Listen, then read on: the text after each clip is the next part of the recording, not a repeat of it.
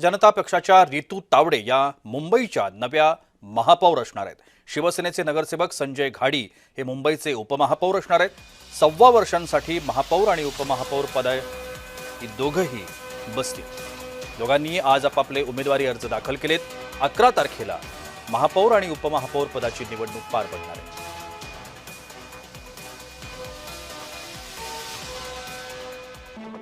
यानंतर बघतोय शिवसेनेचे संजय घाडी जे उपमहापौरपदी बसणार आहेत। प्रभाग क्रमांक 5 चे शिवसेनेचे नगरसेवक आहेत। शिवसेना उपनेते आणि रायगड जिल्हा संपर्क प्रमुख म्हणून देखील त्यांनी जबाबदारी सांभाळलेली आहे। 1988-89 पासून शिवसेना प्रणित भारतीय विद्यार्थी सेनेचे विभाग प्रमुख म्हणून देखील त्यांनी काम केलं। 1990-91 मध्ये मुंबई विद्यापीठाच्या स्टुडंट काउन्सिलचे अध्यक्ष आणि सिनेट सदस्य ही पदं देखील त्यांनी भूषवली आहेत। 2017-2022 शिवसेना नगरसेवक, 2026 मध्ये पुन्हा नगरसेवक म्हणून विजय।